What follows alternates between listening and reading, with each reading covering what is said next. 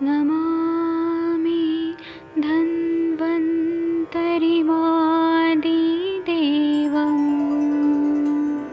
सुरासुरैर्वन्दितपादपद्मम् लोके जरामृत्युनाशम्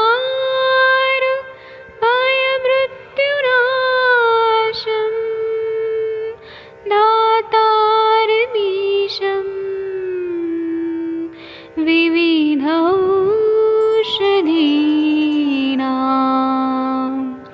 शङ्खं चक्रं जलौकां दधतं मृतघटं चारुतोर्भिश्चतुर्भिः सूक्ष्मस्वच्छादिरुद्यम् शुकपरिविलसन् मौलिमम्भोजनेत्रं कालाम्बोदोज्ज्वलाङ्गं कटितटविलसत् चारुपीताम्बराढ्यं वन्दे धन्वन्तरिन्तं निखिलगदमिव प्रौढदावाग्निनीलम्।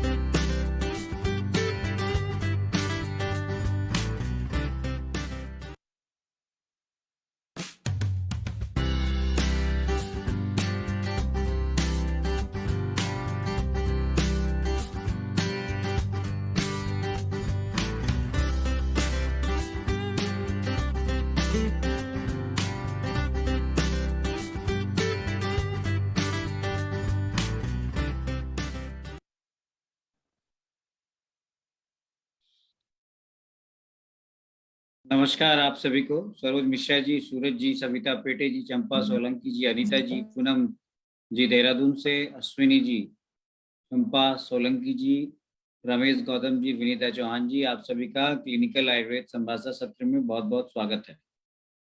जैसा कि आप सभी जानते हैं कि ये सत्र जो है वो वैद्यों के द्वारा वैद्यों के लिए आयोजित एक सत्र है जिसमें हम क्लिनिकल डिस्कशंस करते हैं और इस सत्र को मॉडरेट करते हैं वैद्य अरविंद पाठक जी।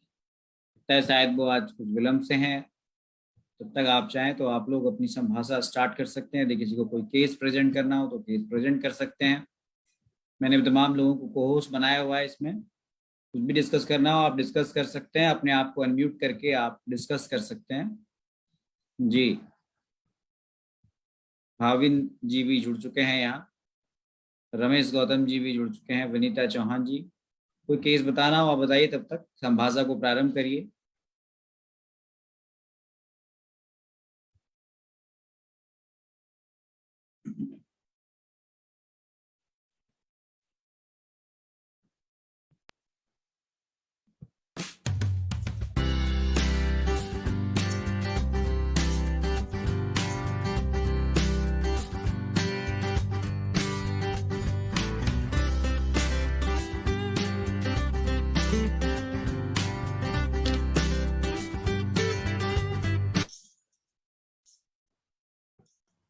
प्रणाम सभी लोगों को। मैं वैद्य अरविंद पाठक पुणे महाराष्ट्र से आप सभी लोगों का स्वागत करता हूं।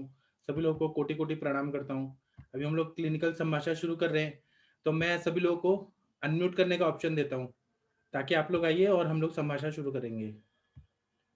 हाँ, तो डॉक्टर अश्विनी जी, आपने कुछ पेशेंट का बताया था कि वेट लॉस हो गया। डॉक्टर अश्विनी जी सुन पा रही हैं क्या? यस सर, नमस्ते सर। आप वो केस बताइए, वेट लॉस वाला जो पेशेंट का, सब लोग सुनेंगे। ओल्ड पहले वाला सर। हाँ हाँ हाँ सर, वो ओबेस केस विथ हाइपरलिपिडीमिया था सर। ओबेसिटी विथ हाइपरलिपिडीमिया था सर। वो एक जी 40 इयर्स ओल्ड लेडी। जी वेट उसका 90.5 था सर जब वो आई थी मेरे पास में। जी उसका डाइट में ही पथ्याहार सेवन नहीं था सर। उसका डाइट में ही बहुत ये था, प्रॉब्लम था। तो उसको अलॉन्ग विद डाइट मैंने आम पाचक वटी दिया था सर। 5 गोली सुबह, दोपहर में, रात में शटधरना डीएस नाइट लेने के लिए आफ्टर फूड दिया था। 8 डेज के लिए फर्स्ट वो दिया था sir, along with ghee and takrapan. जी और 8th डे उसको एक बार आपका घी पीने के बाद में 100 ml तक घी पी के विरेचन वटी लेने के लिए बोला था सर, नाइट 8th डे। जी तो नेक्स्ट विरेचन होने के बाद में वो आई थी सर। नेक्स्ट डे उसका 2 kgs कम हुआ था, सिर्फ शट धरना, आम पाचक वटी और इससे क्या डाइट एंड शुंठी धान्याम वो बोला था सर उसको, शुंठी और हवेज का मेडिकेटेड वाटर। जी इसमें 2 kgs कम हुआ था सर उसका विरेचन के बाद में। फिर जी मेदोहरा गुगुलू आरोग्यवर्धिनी वटी और उसके साथ में शट धरना डीएस कंटिन्यू किया था सर। नेक्स्ट 8 डेज में फिर 2 kgs कम हुआ था सर उसका। जी टोटल 15 डेज में 4 kgs कम हुआ है सर उसका। वाह, कितना बढ़िया काम किया।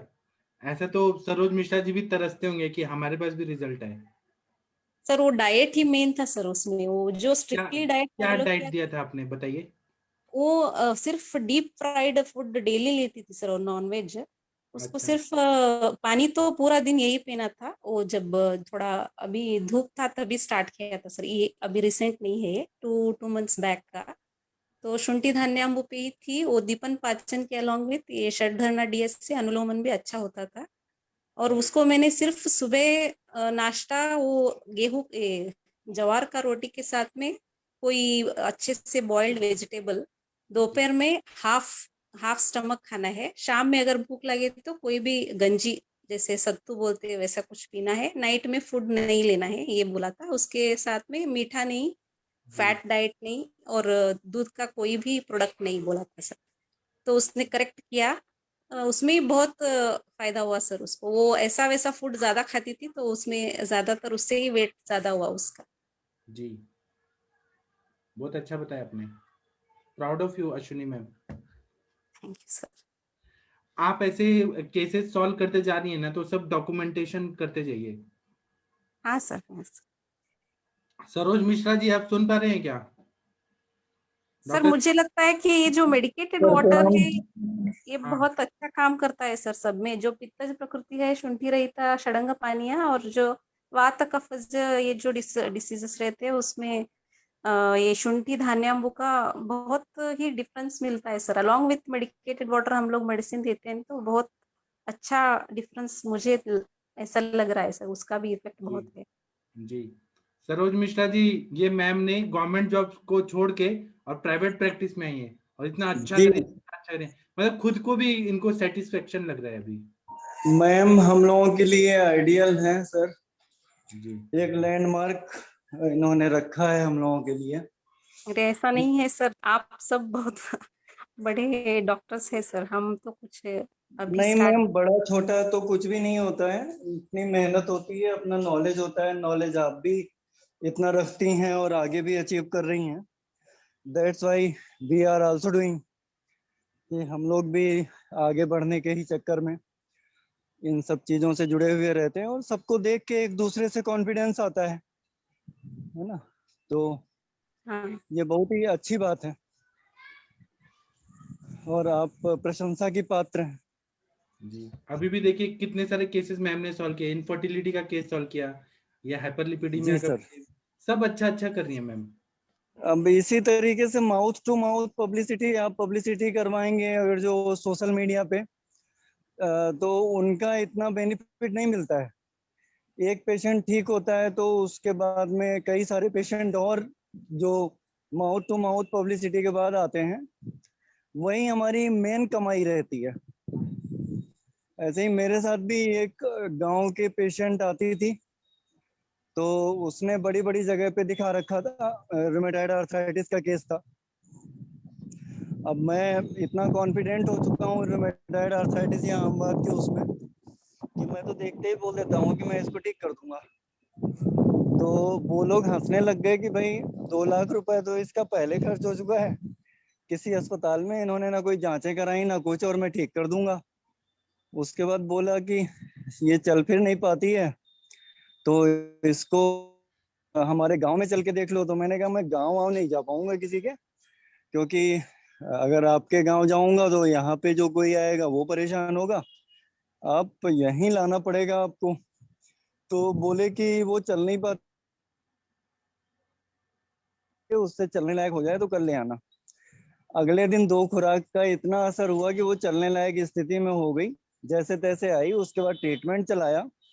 वहां गांव के लोग ताक लगाए बैठे थे कि ये अगर ठीक हो गई तो हम भी इनको दिखाने जाएंगे। फिर उस गांव से मेला लगने लग गया मेरे पास। वो ठीक हुई, उसके बाद उस गांव से जितने भी इस तरीके के केसेस थे सब आए। वो हमारे पास एक चांस था कि मैंने एक ठीक किया, उसके बाद जब कई आए तो कई क्या सभी को ठीक किया। तो इस तरीके से पब्लिसिटी होती रहती है, माउथ टू माउथ पब्लिसिटी। ये चेन सिस्टम है, चेन रिएक्शन जैसे होती थी ना, nuclear fission and nuclear fusion, तो ये एक डॉक्टर का नाम भी उसी तरीके का ही है कि न्यूक्लियर फिशन रिएक्शन। तो 1-2 केसेस ठीक होते हैं तो उससे आपका बड़ा इम्पैक्ट पड़ता है। सरोज सर, एक में नमस्कार, अगेन रिपीट प्रणाम। करोगे, मैं सुन नहीं पाया था। ये एक हमारा वो था रूमेटॉइड आर्थराइटिस का केस। तो जी मैं जी। ये उसके बारे में बता रहा था। एक्चुअली मैं अश्विनी मैम ने कुछ केसेस ठीक किए हैं, गवर्नमेंट जॉब छोड़ के आई हैं ये प्राइवेट प्रैक्टिस में मैम, तो अच्छा बहुत ही अच्छा। एप्रिसिएशन की पात्र हैं, तो उसी की चर्चा चल रही थी। तो हमने वही बताया कि जैसे एक केस हम सॉल्व करते हैं तो ये चेन रिएक्शन जो होती है न्यूक्लियर फिशन टाइप की ना, कि हम्म। एक पेशेंट ठीक हुआ तो माउथ टू माउथ पब्लिसिटी से उसके बाद पूरे गांव के लोग आने लग गए, फिर गांव के लोगों के संपर्क जितनों से होंगे फिर उन तक बातें जाएंगी। तो एक डॉक्टर का नाम उसी तरीके से न्यूक्लियर फिशन रिएक्शन टाइप से माउथ टू माउथ पब्लिसिटी होके इतना बड़ा हो जाता है। तो ये जो चांसेस हैं क्या कहते हैं हमारी, सक्सेस रेट के। जी हाँ, अश्विनी मैम का जो बता रहा था, तो नहीं नहीं, उसका ग्रेट है इम्पैक्ट इस एक्चुअली। मैं तरीके का तो पड़ता है। आप कहाँ प्रैक्टिस करते हैं वो तो बताइए, आप कहाँ प्रैक्टिस करते हैं? मैं पहाड़ पे हूँ, उत्तराखंड में, कहाँ? पिथौरागढ़ डिस्ट्रिक्ट में, अच्छा, हम सलना आपसे एरिया। मिलने आना चाहें तो हम आ सकते हैं? हाँ वाई नॉट सर, जब हम जा सकते हैं तो आप भी आ सकते हैं। जी। जी सरोज सर, ये तो बहुत अच्छा है, सबसे मिलना होगा। जब सर कह रहे हैं ना कि वो देहरादून में एक वर्कशॉप रखी जाएगी, हाँ, तो अगर फिर ऐसा कभी ऑर्गेनाइजेशन होता है तो निश्चित रूप से जरूर इस जरूर तरीके का गेट टुगेदर होना चाहिए। जी। जरूर गेट जरूर। जरूर टुगेदर। सर, और एक, नवीन सर भी प्लान कर रहे थे, और सबसे उसके लिए जगह भी डिसाइड की थी, तो सबने उसको उत्तराखंड के लिए ही बेस्ट जगह बताई थी। जी। अब हम लोगों तो को तो सर क्या है कि उत्तराखंड में रहते रहते उत्तराखंड में तो रह ही रहे हैं तो, तो हम लोगों के लिए उतना चार्म नहीं होगा जितना उत्तराखंड से बाहर वालों के लिए होगा। जी जी लेकिन जी जी। चलिए, ये मिलना जुलना हो जाएगा। जी। डॉक्टर नहीं, नवजोत इसी कौर मैम में पूछ रही हैं कि आप क्या देते हैं आम बात में। आरती शर्मा मैम भी पूछ रही हैं। आम आम आम बात में सर यही है कि जब से हमने आप लोगों को ज्वाइन किया है तब से थोड़ा हमारा लाइन ऑफ ट्रीटमेंट बदल गया है। पहले हमारा ट्रीटमेंट हुआ करता था कि मैं अजमोदादी किसी केस में अजमोदादी, गोदंती, कुपीलू वगैरह चला दिया करता था। अब मेरा थोड़ा लाइन ऑफ ट्रीटमेंट बदल गया है। अब हमारे लाइन ऑफ ट्रीटमेंट में जैसे दीपन पाचन कराना है तो मैं किसी को पंचकोल से शुरू करता हूँ, तो किसी को सुंठी से शुरू करता हूँ।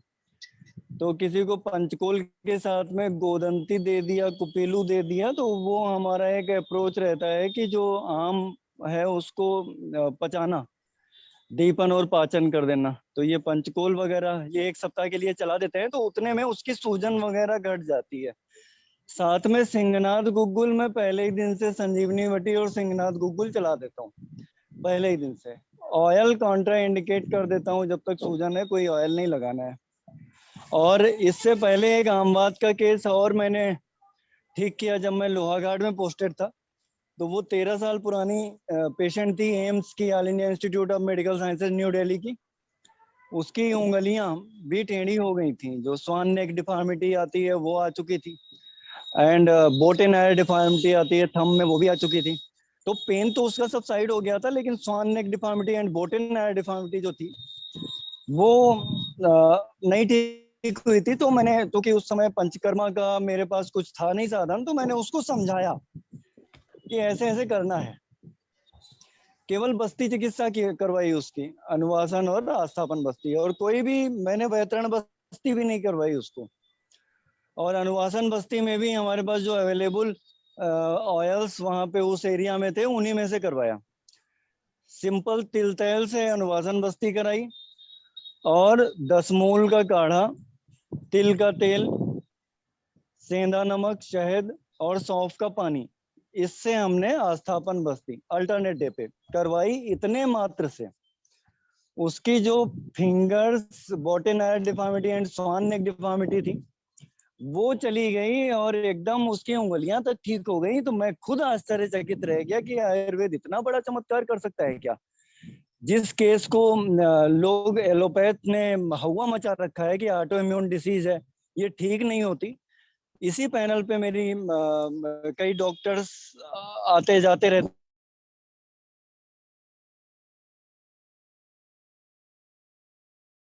हम बात है तो वो करेगा क्या। तो मतलब कि ये तो हम लोगों की स्पेशलिटी है कि अमवात हम ठीक करें।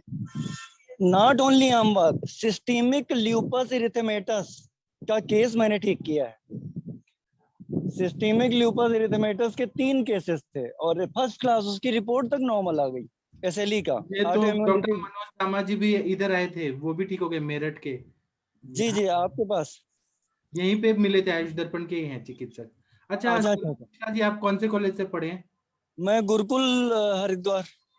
तो आपके ही कॉलेज के एक हैं डॉक्टर अनीता जी, अभी जुड़ी हैं, वो एमडी पंचकर्मा की हैं, नई जुड़ी। इनका नाम है अनीता भट्ट। क्या नाम है सर? डॉक्टर अनीता भट्ट, ये एमडी पंचकर्मा से हैं। अनीता जी अपने बारे में बताइए सर को, आपके ही कॉलेज से हैं शायद, उधर के ही कॉलेज से हैं। ये थोड़ा शर्मा रही है। अनीता मैम, ये शर्मा रही है, फर्स्ट टाइम है ना। अनीता मैम शर्माएंगी क्यों, गुरुकुल वाले शर्माते ही नहीं है। अच्छा ठीक है, उनको जब कंफर्टेबल लगेगा तब बोलेंगे। जी जी। तो ये है कि जी जी हाँ जी जी सर, आप कंटिन्यू करिए प्लीज। हाँ जी, आप अनीता मैम बोल रही हैं? नहीं सर, मैं डॉक्टर नवजोत बोल रही हूँ। अच्छा अच्छा अच्छा, नवजोत मैम जी। तो कंटिन्यू किया, मेरा तो यही है, हो गया। अब आप लोग बोलिए। हाँ जी सर, मैंने यही एक आमवात के पेशेंट के बारे में डिस्कस करना था। पीछे एक दिन मैंने किया भी था डिस्कस कि 1.5 महीना मैंने ट्रीटमेंट दिया, वो बेटर भी थी, लेडी हैं अराउंड 62 ईयर एज। तो बट अभी उन मतलब फर्स्ट 10 डेज के ट्रीटमेंट में ही उन्होंने मेरे को रिपोर्ट दी कि मैं बेड से उठ नहीं पाती थी, तो अब उठ के चलने लगी हूँ। तो ऑलमोस्ट 1.5 मंथ बीच में थोड़ा डिसकंटिन्यू हो गया था उनका किसी वजह से। तो अब फिर वो 10 डेज का ले गए थे, तो फिर सेकंड टाइम मैंने जब दिया, अभी थोड़ी बहुत ही चेंज करी थी, तो उनका 2-3 दिन पहले मेरे को कॉल आया था कि मेरी अभी फिर से मेरी पहले वाली हालत हो गई है, पेन बहुत है। तो मुझे तो लगा जरूर कुछ ना कुछ अपथ्य हुआ होगा, तो अभी वो आएंगे मेरे पास 1-2 दिन में, तो मैं देखती हूँ। तो बट मैं यही आपसे जानना चाहती थी, तो ऐसे में क्या कर सकते हैं? ये चीज मैंने जैसे सेहनाद वगैरह तो दिया हुआ है उनको, बस बस्ती वगैरह और कुछ नहीं, पंचकर्मा का कुछ नहीं किया था। तो कैसे मैनेज कर सकते हैं? और थोड़ा आप देखिए नवजोत मैम, मेरा जो अप्रोच आम बात के केस में अब ये हो गया है ना जी कि ये रस धातु की विकृति की बीमारी है। जी रस धातु का जो मल है वो कफ होता है, हाँ जी तो कहीं ना कहीं इसका जो कफ मलिनीकरणान मला, अगर जो कफ बॉडी से नहीं निकल रहा तो ये धातुओं को दूषित करेगा। तो अब उसका ये कफ बना क्यों, आम बना क्यों? आम बना क्योंकि उसकी अग्नि कमजोर है। हाँ जी तो सबसे पहले तो उसकी अग्नि की चिकित्सा हमको करनी पड़ेगी कि दीपन वगैरह करना पड़ेगा, है ना। तो दीपन अगर जो हम स्टार्ट करते हैं उसका, तो या तो त्रिकटु चूर्ण या पंचकोल चूर्ण या कई सारी अन्य औषधियां अलग अलग बीमारियों के हिसाब से दीपन द्रव्यों में सेलेक्ट की गई हैं। त्रिकटु पंचकोल, या मेरे पास तो सरकारी सिस्टम में अवेलेबिलिटी के ऊपर भी होता है कि कई बार क्या होता है कि ना त्रिकटु है ना पंचकोल है, तो क्या करें, सोंठ मिला, मुझे सोंठ भी चल गया तो उससे भी बहुत बढ़िया आराम आ गया, है ना। ओके तो सुंठी चूर्ण से तो 1 सप्ताह में इसको इसलिए चलाता हूँ ताकि उसकी अग्नि अच्छी हो जाए और आम का पाचन हो जाए। तो जब आम का पाचन हो जाता है तो उसकी स्वेलिंग जो होती है वो सबसाइड कर जाती है, पेन भी कम हो जाता है। हाँ अच्छा, उसके बाद में लेकिन मैं ये सिंगनाथ गुग्गल और आमवातारी रस साथ साथ दे दिया करता हूँ। सिंगनाथ गुग्गल में आपका ये मिला हुआ है अरंडी, हाँ एरंड, जी एरंड मिला हुआ है, तो वो उसका वातानुलोमन भी कर देता है, पेट वगैरह भी साफ कर देता है, हाँ जी दर्द वगैरह में भी, डाइजेशन वगैरह भी उसका अच्छा हो जाता है। क्योंकि हमारा एक आकाश महाभूत होता है ना, उसका गुण होता है अप्रतिघातत्व, अप्रतिघातत्व। तो आकाश महाभूत का गुण बहुत प्रधान गुण है, तो हमने आकाश महाभूत के गुण को ध्यान में जरूर रखना है कि कहीं भी बॉडी में किसी भी सिस्टम को प्रतिघात नहीं मिलना चाहिए। तो ऐसे ही हमारा महास्रोतस है, तो महास्रोतस में भी अगर हमारा पेट साफ नहीं होगा तो वो एक तरीके का आकाश महाभूत के मार्ग में रुकावट पैदा कर रहा है, तो जिससे दूसरे महाभूत भी हमारे प्रभावित होंगे। तो एक आकाश महाभूत का जो अप्रतिघातत्व तो है वो मेंटेन रखना है। उसको मेंटेन रखने के लिए हमारे सारे स्रोतस ओपन रहने चाहिए, और सारे स्रोतस जो ओपन होंगे वो हमारा ये जो महास्रोतस है वो वातानुलोमन करके, मतलब पेट वगैरह जब तक साफ नहीं रहेगा तब तक ये दिक्कत क्रिएट करेगा। तो एक सिंगनाथ गुग्गल ये काम करता है। अच्छा, फिर एक चीज और भी है कि एरंड गज केसरी माना गया है।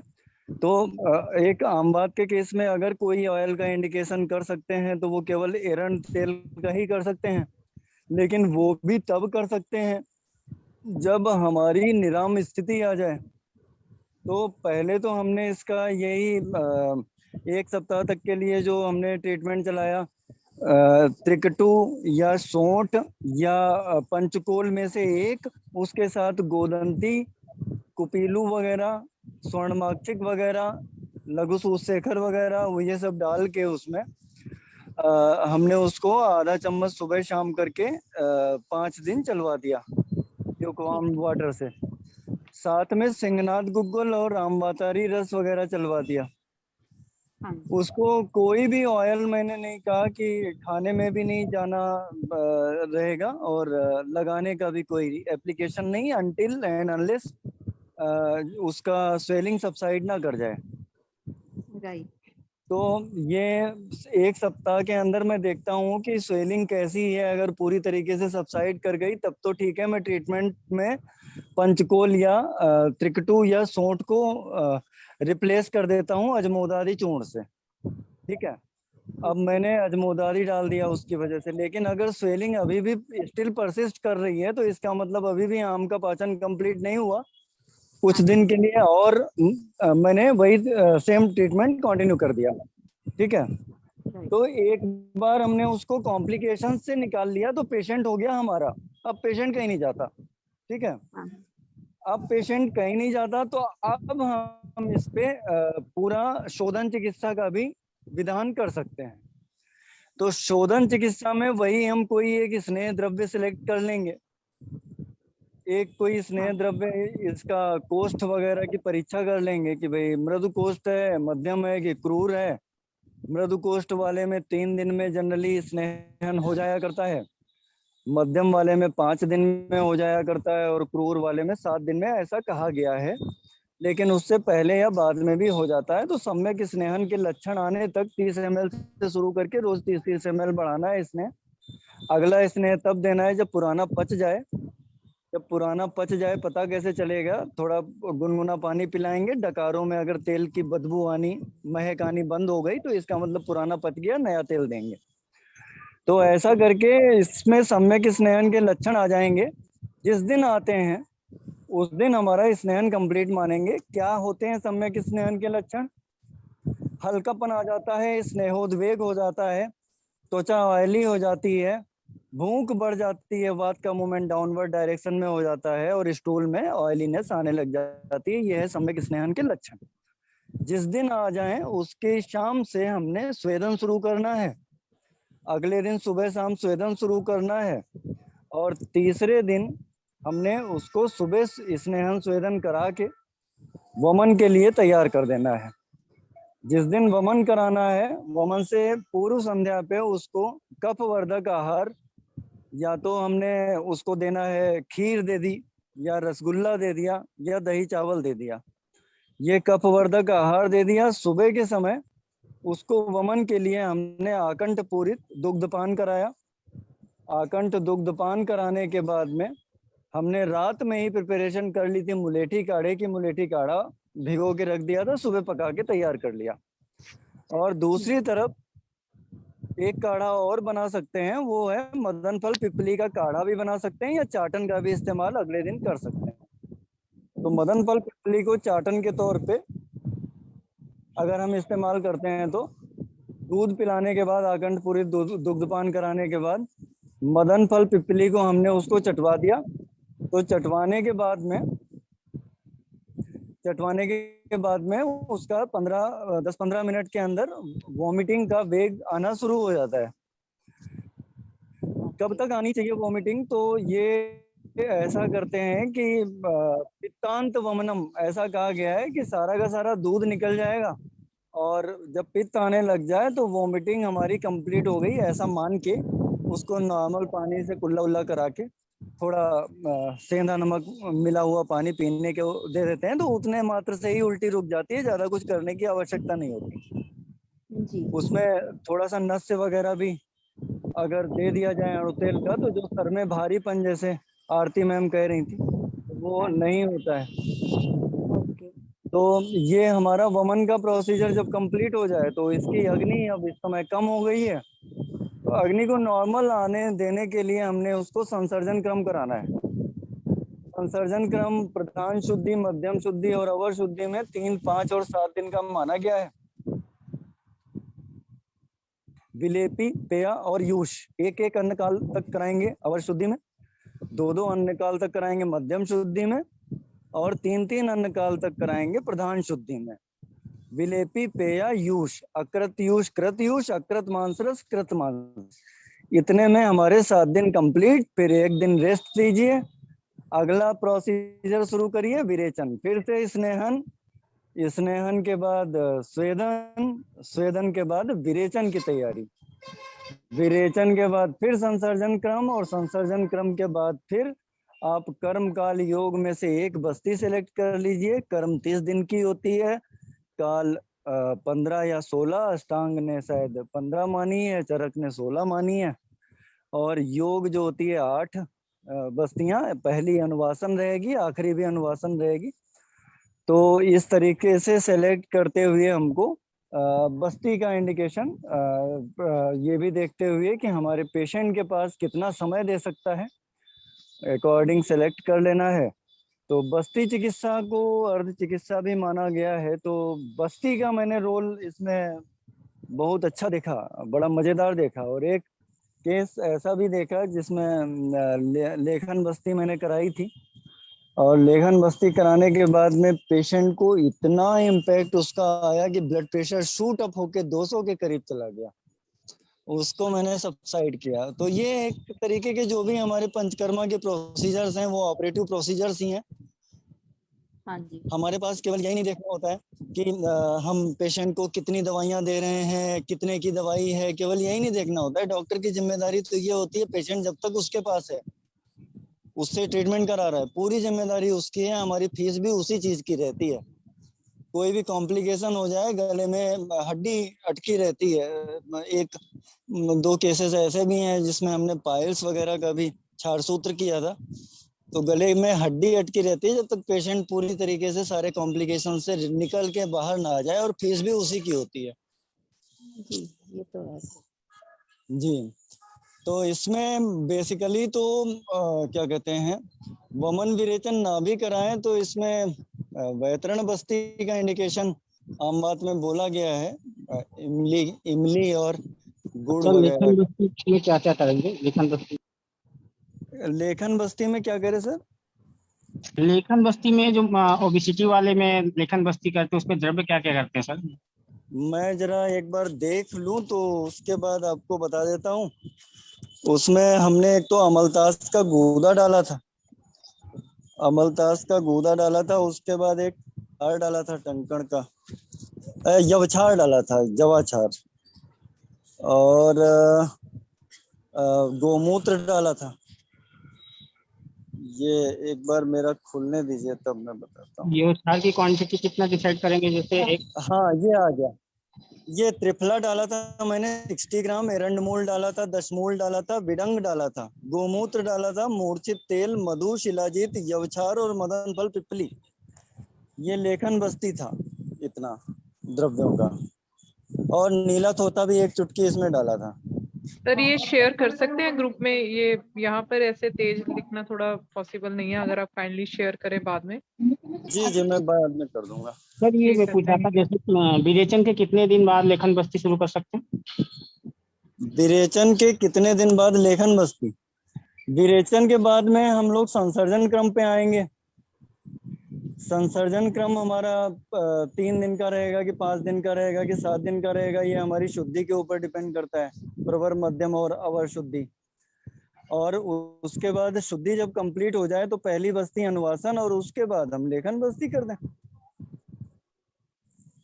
एक दिन का रेस्ट, जैसे पेशेंट को आज 30-32 बेग आए हैं विरेचन में, ओबेसिटी का पेशेंट है, तो इसको जी। तो उत्तम मानेंगे ना, उत्तम शुद्धि?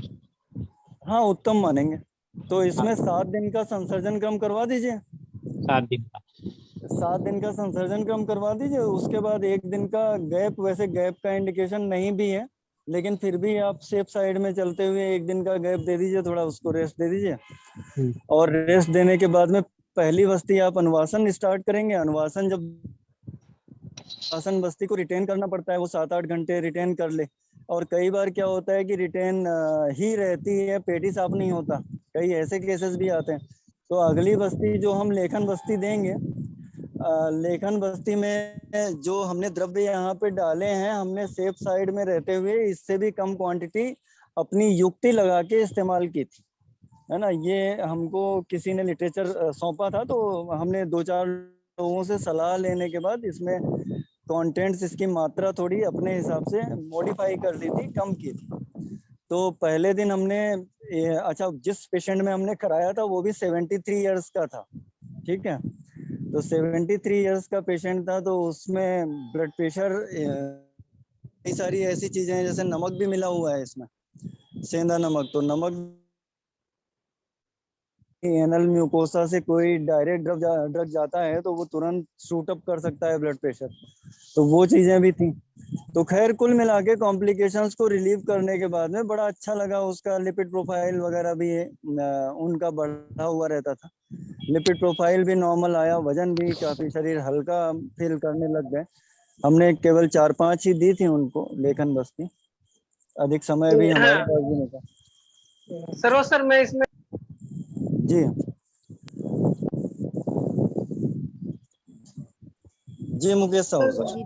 सर बहुत अच्छा बताया। जो लेखन बस्ती में ड्रग्स रहते हैं, त्रिफला क्वाथ या 10 मूल क्वाथ आप 450 ml ले सकते हो, मधु 50 ml, गोमूत्र 100 ml, यवछार 3 ग्राम, शिलाजतु 2 ग्राम, हींग 2 ग्राम, काशीस भस्म और सेंधव भस्म। और इसमें तुथ भी आप ऐड कर सकते हो, नीला थोथा। ये काशीस नो भस्म और नो तुथ तो ड्रग। एक ही हुई क्या? काशीस या तुथ एक ही बात हो गई? नहीं नहीं, काशीस और तुथ अलग नहीं अलग। हाँ, काशीस अलग हो गया, काशीस अलग हो गया, तुथ अलग हो गया। तुथ मतलब तो कॉपर ये सल्फेट .5H2O। जी यस यस। तो जी ये ड्रग्स लेगन बस्ती में डाली जाती है। और ये जो मैंने ये महानारायण तेल की 50 ml की उसमें अनुवासन बस्ती रखी थी। ये जी सामान्य यही था। तो ये उसको मैंने क्या बोलते 1 3 3 1 8 बस्ती प्लान करी थी। पहले अनुवासन लगाई थी, फिर ये अल्टरनेट डे, मतलब एक दिन लेखन बस्ती, एक दिन अनुवासन बस्ती, ऐसे 8 बस्ती प्लान की थी। तो उसको जी काफी जी अच्छे वो रिजल्ट्स है, काफी किस अच्छे केस में किया रिजल्ट्स था है। सर? किस केस में? ओबेसिटी के केस में लिया था। अच्छा, ओबेसिटी में। जी, ओबेसिटी में और डायबिटीज भी, चूंकि हमारी मेद धातु की विकृति की व्याधि है, या लाइपोमा जो हमारे हैं, थायराइड वगैरह जो है, ये सब भी मेद धातु की बीमारियां हैं। यहाँ ये यूट्रस फाइब्रॉइड वगैरह बन रहा है, यहाँ सब जगह हम इनका इंडिकेशन दे सकते हैं लेखन बस्ती का। मतलब पेशेंट का विचार करके, बलाबल का विचार करके, और कोई कॉम्प्लिकेशन नहीं है ऐसा सोच के, तो मतलब युक्ति लगा के हम लोग पेशेंट ले सकते हैं और उसका विचार कर सकते हैं। बेहतर ये भी रहता है कि अगर कोई नया केस आपके पास आता है तो कुछ इन्वेस्टिगेशंस वगैरह इस तरीके के करवा लिए जाएं जो हार्ट वगैरह से रिलेटेड हो, कि हम किसी को अगर बस्ती करना चाह रहे हैं या ब्लड प्रेशर वगैरह नॉर्मल है। अगर ब्लड प्रेशर किसी का बहुत ज्यादा है और हम लेखन बस्ती देना चाहते हैं तो उसमें नमक की मात्रा अपने हिसाब से बहुत कम कर लें, या जो क्षार वगैरह का प्रयोग करते हैं वो भी चुटकी वगैरह एक दो चुटकी ही डालें, ज्यादा ना डालें। तो ऐसा करके हम लोग पेशेंट के प्रति अच्छा मैनेजमेंट कर सकते हैं। जी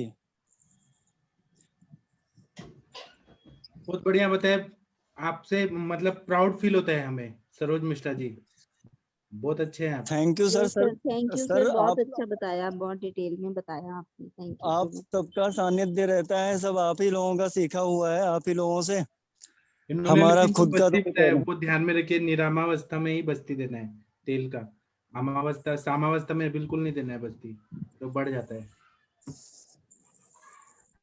ठीक है, एक डॉक्टर चंपा जी कुछ बोलना चाहती हैं, इतने अच्छी डॉक्टर हैं। चंपा जी सर प्रणाम। कैसी हैं आप? सर बढ़िया। आपकी उधर बारिश तो नहीं हो रहा होगा अभी? नहीं सर, बारिश नहीं है। हाँ बताइए। सर कल पेशेंट डिस्कस किया था ना सर, मैंने एक सोराइसिस का जिसको वमन करवाया था सर, उसको है ना आगे ट्रीटमेंट प्लान करना था। तो क्या वमन के बाद कितना % रिजल्ट आया ये तो बताइए। वमन के बाद सर जैसे उसको लगभग 20 से 30% तो रिलीफ है ही मेरे हिसाब से सर। मैं आपको कुछ ट्रीटमेंट बताता हूँ सोरियासिस के लिए, आप दीजिएगा। एक तो उनको नमक बंद करिए, मतलब नमक कम मैंने वो बोल दिया सर। हाँ, और नमक का की बिल्कुल वजह मैंने फर्स्ट डे से नमक की वजह से क्लेद है ना, तो उनको बोलिए रोज डेली हरितकी का चूर्ण लेना है, रात को रोज लेना है, नित्य विरेचन का। और हरितकी में 5 रस रहता है, उसमें लवण रस नहीं रहता, तो कॉम्पनसेट कर देगा, क्लेद को कम करेगा, है ना। ये कोई आपको रस माणिक्य मिल जाएगा, रस माणिक्य एक सुबह शाम दे दीजिए। और बाकी दवाइयां मैं बहुत सारी बोलता हूँ, उसमें से आप सेलेक्ट करिए। तो आप आरोग्य वर्धिनी वटी दे सकती हैं, सूक्ष्म त्रिफला दे सकती हैं, एकेटी दे सकती हैं, अमृता गुगुल, कैशो गुगुल, त्रिफला गुगुल। फिर उसके बाद में आप गंधक रसायन दे सकती हैं। फिर उसके बाद में महातिक्तक घृत दे सकती हैं। फिर रस पाचक, रक्त पाचक दे सकती हैं। बहुत सारी दवाइयां हैं, 1.5 लाख इनमें से सेलेक्ट करके, इसमें से आप जो देना चाहती हैं वो दे दीजिए। ठीक है सर। और सर लोकल एप्लीकेशन के लिए भी देना पड़ेगा कि कुछ? लोकल एप्लीकेशन के लिए गंधक द्रुति अच्छा रहता है, या फिर आप कुटज को लेके आइए और नारियल तेल में कुटज का चूर्ण मिक्स करके लगा दीजिए, या सिद्ध करके दीजिए, बहुत अच्छा रिजल्ट आता है। और कुष्ठग्न गण, कंडुग्न गण, ये सब है ना, वर्णगण, ये सब जब देंगे, कुष्ठग्न गण, कंडुग्न गण, वर्णगण, तो कलर अच्छा आता है, वर्णगण से पूरा हील हो जाता है। और उनको फिर से वमन कराना पड़ेगा आपको कुछ सर दिन। इसके बाद विरेचन नहीं कराऊं क्या? जैसे भी थोड़ा सा वमन विरेचन कराते रहिए। और विरुद्ध अन्न क्या खा रहे हैं वो देखिए, दूध और नमक, दूध और मछली, दूध और अल्कोहल वो क्या ले रहे हैं? अभी तो सर समझा दिया, वो पहले क्या बाहर का जैसे ना सॉस और मैगी इस टाइप का था उनका खाने का, तो वो वही था सर हेतु तो मेरे हिसाब से, तो वो सब बंद करवा दिया। फिर अभी तो इसके सर बाद ये घर का नेक्स्ट वमन कब तक करा सकते हैं मैम? वमन कराना है तो आप 2 महीना 3 महीना या 1-1 महीने के बाद भी करा सकते हैं। तो अभी वमन के बाद विरेचन तो इंडिकेटेड है ना, मतलब हम करा सकते हैं ना, जैसे उसका हाँ, दोष जरूर मतलब बल देख के, जैसे आपने बताया था दोपहर को। जी। मतलब जो सेम प्रोसीजर नेक्स्ट रहता है वो 3-4 महीने के गैप के बाद हम दे पेशेंट सकते का हैं। बल और अग्नि देख के। जी जी सर। नहीं सर, मेरे पेशेंट का बल और अग्नि दोनों ही बहुत अच्छी है अभी भी, मतलब बल अच्छा है प्लस अग्नि अच्छी, तो सर फिर से उसको शास्त्रोक्त विरेचन दे। हाँ, अच्छा ठीक है सर, थैंक यू। आप लेकिन बहुत अच्छा करेंगी। आप एक पेशेंट ही करेंगे तो 100 पेशेंट आएंगे सोरियासिस के। हाँ नहीं सर, वो जैसे वो बिना किसी मेडिसिन के वो पैचेस जब बैठे ना, तो पेशेंट को भी काफी अच्छा लगा, उसको और थोड़ा आप सा। रक्त मोक्षण करिए ना, उधर जलौका लगा दीजिए, बहुत अच्छा। सर गंदा जलों का नहीं है मेरे पास यहाँ पे तो आप एक्चुअली। सिरावेद करके स्कैल्पेल से दूषित रक्त निकाल दीजिए, थोड़ा सा गंदा खून निकाल दीजिए। अच्छा, मुझे सर वो भी अभी रक्त मोक्षण आता नहीं है एक्चुअली। दूषित रक्त जैसे निकलेगा वो ना, आप स्कैल्पेल पैचेस सर उसके एब्डोमेन पार्ट पे और पीठ में ही ज्यादा है, कहीं से भी बाकी हाथ दूषित पैर रक्त निकालेंगे इतना तो बहुत अच्छा रिजल्ट आता है। तो कहीं से भी निकाले सर। हाँ, पर इस पे लेग से भी निकाल सकते हैं, अगर वहां पे नहीं भी वेन वेरिकोस भी नहीं तो भी निकाल सकते हैं ना लेग से भी हाँ, रक्त मोक्षण। क्या है ना, दूषित रक्त निकालेंगे तो ब्लड सर्कुलेशन अच्छा होगा, अच्छा ब्लड आएगा तो हील करता है बहुत। कितना सर एक बार में कितना मतलब रक्त मोक्षण करना होता है? 50 ml 100 ml कितना आप निकाल सकते हैं उतना। 50 ml अच्छा, 100 ml तो आराम से निकल सकते हैं। तो सर उसमें भी पहले घृतपान वगैरह देना हाँ, पड़ेगा? घृतपान करा के करें, क्योंकि अभी वर्षा ऋतु शुरू हो रहा है ना, वायु का कितना प्रकोप। सर लगभग एक मतलब दिन कितने पहले दिन आप तक? 50 से 100 ml तक घी खिला दीजिए, हलवा में, उपमा में, कैसे भी। और नेक्स्ट डे हम्म, फिर ये रक्त मोक्षण करा दीजिए। और सर इसको फिर और आपके पास वीकली ये कर? है क्या, वर्णगन की गोलियां मैं भेज दूंगा अगर आपको चाहिए तो। वर्णगन, कंडुकनगन, कुष्ठनगन, खर्च नहीं प्रश्न, सर, ये नहीं सब अगर मैं लेंगे तो मंगवाती हूँ जल्दी आपसे। जल्दी रिजल्ट आता है। मेरे पास सूक्ष्म त्रिफला और सर आपका वो है मतलब रसपाचक रक्तपाचक की। वो भी देंगी तो बहुत अच्छा रिजल्ट आएगा। ठीक है।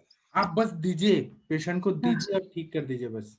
ठीक है सर, और थैंक यू। कभी भी इनको स्वेदन नहीं देना, ये बात याद रखिएगा, स्वेदन नहीं देना है। हाँ और दूसरा बात है कि इनको गुड़ और दही ये सब बंद करना है।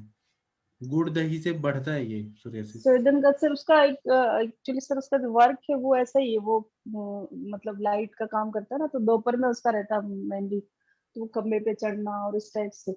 मैंने उसको कहा है, हालांकि आप ज्यादा धूप में नहीं निकलो।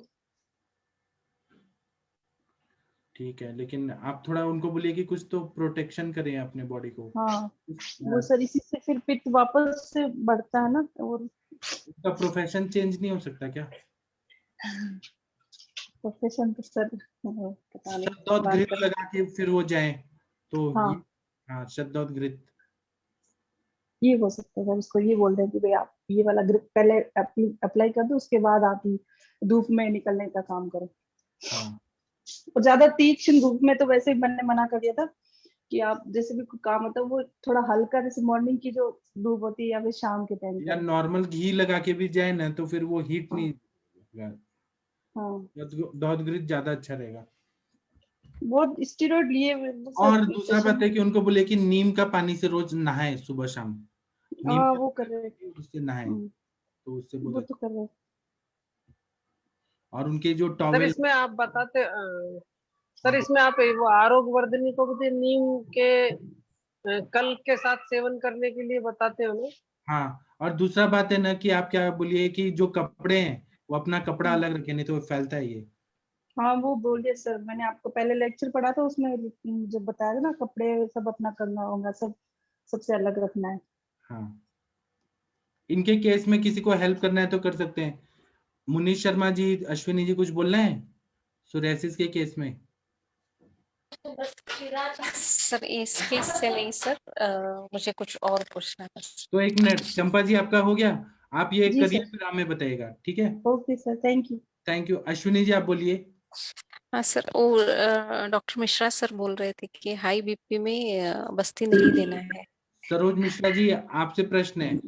जी जी अश्विनी मैम, हाँ सर, अमर एक्चुअली हाई बीपी में बस्ती को हमने बड़ा सोच समझ के विचार करके देना होता है। एक्चुअली उसमें विचार क्या, जैसे हम नमक वगैरह अगर जो पेशेंट में हाई बीपी वाले में मना करते हैं, तो यहाँ पे अगर हमारे पास लेखन बस्ती में नमक ज्यादा हो गया तो वो बीपी को तुरंत सूट अप कर देता है, क्योंकि एनल रीजन से जो मेडिसिन एनल म्यूकोसा के माध्यम से जाती हैं वो क्विक एक्टिंग मेडिसिन होती हैं। तो ऐसे केसेस में हमने देख लेना होता है कि बीपी उसका नॉर्मल मेंटेन करके कॉम्प्लिकेशन से सारे निकालने के बाद में तब हम कोई बस्ती का प्लान करें। और उसमें थोड़ी एहतियात ये बरतनी चाहिए कि अगर किसी का ब्लड प्रेशर की पुरानी हिस्ट्री रही है तो हमने उसकी नमक की मात्रा या जो क्षार वगैरह है उनकी मात्रा को काफी हद तक कम कर देना होता है, ताकि उसका जो ब्लड प्रेशर है वो एकाएक शूट ना हो जाए और कोई ऐसी इंजरी ना क्रिएट कर दे ब्रेन में, स्ट्रोक वगैरह, जो उसकी लाइफ लॉन्ग विकलांगता की वजह बने। तो ये चीजें थोड़ा सा ध्यान देते हुए हमको करना चाहिए। बस इतना ही था। Okay sir, okay sir. ये मात्रा बस्ती वगैरह में तो चलता है ना सर, ये कुछ मात्रा बस्ती में साल्ट तो मैम केवल देखिए, मात्रा बस्ती में तो केवल मैं कुछ बताता हूँ। देखिए जी सर, मेन क्या है कि हाई बीपी का जब कंडीशन है तब नहीं देना चाहिए, ठीक है। लेकिन अवेगावस्था जब है तब हम दशमूल काढ़ा और धन्वंतर तेल का बस्ती देते हैं ना, अगर हम लोग 3-4 महीने देते हैं तो बीपी कंट्रोल में रहता है। फिर एलोपैथी का भी दवाइयां बंद हो जाती हैं, इतना फायदा होता है। ब्रह्म रसायन सुबह ब्राह्मण मुहूर्त में देते हैं तो ठीक हो जाता है। और आप जब भी बस्ती दे रहे हैं बीपी के पेशेंट को तो नमक की मात्रा थोड़ा कम करिए। नहीं सर, जैसे मतलब हम ये सिर्फ मात्रा बस्ती में सिर्फ ऑयल जो हम लोग मिक्स हाँ करके वो देते हैं देते हैं, वो उसमें देते तो हैं, कुछ प्रॉब्लम नहीं है। कम हो जाता है, कोई बीपी प्रॉब्लम नॉर्मल हो जाता है मात्रा बस्ती से। हाँ, हाँ। और ये बृहत सैंधव आदि वो सैंधव रहता है तो वो नहीं दे सकते सर। वो नीचे का भाग न दे, संधा वाला भाग न दे, ऊपर वाला दे सकते हैं। ओके सर, जो ओके नीचे सर। जम जाता है ना गाढ़ा गाढ़ा भाग, तो हाँ वो। सर, हाँ, okay sir, okay sir, thank you sir. Thank you. Doctor Munish Sharma ma'am, आप कुछ बोलना चाहती हैं क्या? शर्मा मैम, आपके सर कहाँ गए? Yes sir. हाँ, आपके हस्बैंड भी यस डॉक्टर सर, है? प्रणाम सर। आपके हस्बैंड भी डॉक्टर यस है? Sir, yes sir. तो आप एक बार उनको भी सर लाइव प्रणाम सर। हाँ सर, ठीक है, उनको मैं बोलती हूँ। सर प्रणाम सर। सर अभी वो उसका लवण का चल रहा है कि हाई बीपी में हम जो अभी डॉक्टर सरोज सर ने बोला कि सॉल्ट को हमें रेस्ट्रिक्ट करना है। बट अभी अष्टांग हृदय की जो क्लास थी उसमें मैंने स्पेशली एक क्वेश्चन पूछा था कि जो सैंधव लवण है वो हम दे सकते हैं क्या? सैंधव तब लवण अलग होता है और ये लवण भास्कर चूर्ण अलग होता है। हर चीज को इसी में मत घुसाइए। सेंधा नमक नहीं जो नहीं है नहीं वृद्ध नहीं है। नहीं सर, मेरा नहीं मैं समझ गई सर। एक मेरा क्वेश्चन है, एक बार सुन लीजिए सर। हाँ। मेरे कहने का मतलब ये है कि जैसे जो हमारे पंच लवण है उसमें उस दिन ये डिस्कशन था कि सैंधव लवण जो है वो हाई बीपी में दिया जा सकता है बिकॉज उसमें पोटेशियम ज्यादा होता है, ठीक है सर। तो जैसे जो सर बस्ती दे रहे हैं तो क्या हम उसमें सैंधव लवण डाल के हाई बीपी वाले पेशेंट को दे सकते हैं क्या? सर मेरा ये क्वेश्चन। हाँ, लेकिन मात्रा कितना डालेंगे आप बस्ती द्रव्य में? थोड़ा ही डालना चाहिए। इसमें मेरा जो बोलना है कि हम लोग सैंधव लवण की मैंने अभी कोई रिसर्च स्टडी पढ़ी नहीं है जो मैं ये कह सकूं कि सैंधव लवण हम दे सकते हैं। मेरा जो ये मानना है कि किसी भी जगह इंडिकेटेड है सेंधा नमक, आप हर बस्ती में देखिए उसमें सेंधा नमक इंडिकेटेड है। जी मैंने चूंकि अभी नहीं पढ़ी इसलिए मैं अपने कमेंट इसमें नहीं डालूंगा, लेकिन मेरा जो मानना है कि अगर जो लवण ये किसी भी रूप में हम देते हैं तो वो ब्लड प्रेशर को शूट अप ही करता है, भले ही आप लवण भास्कर चूर्ण देंगे ना उससे कभी ब्लड प्रेशर शूट अप नहीं होता है अगर हमने मात्रा के हिसाब से दिया। लेकिन फिर भी एहतियात के तौर पे हम मात्रा कम तो रख ही सकते हैं, इतना जरूर करना। हाँ, इतना करिए जी। और हार्ट में ये डीपोलराइजेशन ये सब क्या है? सोडियम पोटेशियम कैल्शियम यही सब तो होता है ना, ये सब क्या होता है? जी हार्ट में ये जरूरत है तो उतना तो नमक खाना ही पड़ेगा ना। जी हाँ, उतना हमारे पास ये भी एक बहुत इम्पोर्टेंट फैक्टर है कि कई लोगों को सैंधव लवण पे 5-5 साल से डाल के रखा गया है और वो थायराइड के केसेस थे, तो थायराइड में उनको आयोडीन नहीं मिली और आयोडीन इज रिस्पॉन्सिबल फॉर जो हमारा रॉ मटेरियल होता है हार्मोन्स बनाने के लिए, T3 और T4। पहले T4 बनता है, फिर उसके बाद में T3 बनता है। तो उनको थायराइड की प्रॉब्लम डेवलप हो गई, कई ऐसे केसेस थे, तो उनको बाद में हमने सेंधा नमक को हटवा के नॉर्मल नमक पे डलवाया कि नहीं, हर केस में हम सेंधा नमक ही दे दें ऐसा संभव नहीं होता, बराबर। तो उसमें भी युक्ति लगानी पड़ती है। जी सर एक क्वेश्चन और है मेरे पास ना एक बच्चा आया, मतलब 9 साल की लड़की थी। उनकी यही डाउट था, जैसे उनकी फैमिली में सब टॉल थे, तो उन्होंने जो है ना किसी पेडिट्रिशियन को दिखाया, तो उस पेडिट्रिशियन ने बोला कि बच्चे की एज जो है वो 9 ईयर है, बट जो उसकी बोन एज है वो 12 ईयर है। तो उनके अकॉर्डिंग ये था कि अब इसकी हाइट नहीं बढ़ सकती। उन्होंने फिर वो जो है पैलेंजिस का एक्सरे भी कराया, तो उसमें एपिफाइसल एंड पे थोड़ा थोड़ा जो है ऑसिफिकेशन स्टार्ट हो गया था। तो कहना ये था कि पेडिट्रिशियन ने बोला कि मैं एक इंजेक्शन दूंगा, वो गट में लगेगा, but that is very very painful, और उससे हो सकता है कि जो आपकी एज है वो थोड़ा सा रुक के, और इसको जो पीरियड्स है, जो एक्सपेक्टेड पीरियड्स है, वो थोड़े डिले हो जाएंगे। ठीक है, तो उनका ये एक रिक्वेस्ट थी कि क्या हम आयुर्वेद में कुछ ऐसा कर सकते हैं कि जो हम आप उनके ना पीरियड्स हैं वो आप 3 साल के लिए महापैशाचिक घृत रोक का, दें। मैंने कल परसों किसी को बोला था, महापैशाचिक घृत का पढ़िए रेफरेंस, चरक अच्छा उन्माद सर, चिकित्सा वाला में। उसमें किसने पढ़ा था अभी चरक में? किसी ने तो पढ़ा था ना, बाला नाम चांग सर वर्धनम। आपने उसमें ग्रोथ हार्मोन का बताया था, एक किसी का पेशेंट था तो उसकी हाइट नहीं बढ़ती थी, तो आपने बोला था महापैशाच्य घृत इसमें अच्छा काम हाँ, करेगा, और उसके क्या बाद हाइट बस्ती, वाला जो फॉर्मूला है। हाँ तो इसमें बस्ती देंगे ना महापैशाचिक घृत का, और तिक्तक शीर बस्ती ये देंगे ना, तो हाइट एकदम फास्ट बढ़ता है। तिक्तक शीर बस्ती हमेशा याद रखिए। तो महापैशाचिक, सर इसमें हम डोज कितनी देंगे ये बताइए सर। बच्चा का एज क्या है? बच्चा 9 ईयर का है सर। 9 ईयर का है, तो आप ना 50 ml हाँ, क्षीर बस्ती और 50 ml महापैशाचिक घृत मिक्स करके और बस्ती दे दीजिए। और और ये सर कैसे कैसे देनी है, गर्ल है? तो क्या हुआ, आप मात्रा बस्ती देने में क्या है। और दूसरा क्या है, इंटरनल दवाई में आरोग्य वर्धनी वटी देंगे। आरोग्य वर्धनी वटी में आप पढ़ेंगे तो उसमें लिखा है सार किट विभाजन को अच्छा करता है, सारे सिस्टम को यस अच्छा सर। करता है। तो आरोग्य वर्धनी का नाम ही है आरोग्य वर्धनी, आरोग्य को बढ़ाता है, वो दे दीजिए। सर ये जो आपका तिक्त शीर है, ये 50 ml तिक्त शीर बनाना है और 50 ml महापैशाच्य घृत देना है, मतलब 100 ml देना है हमको।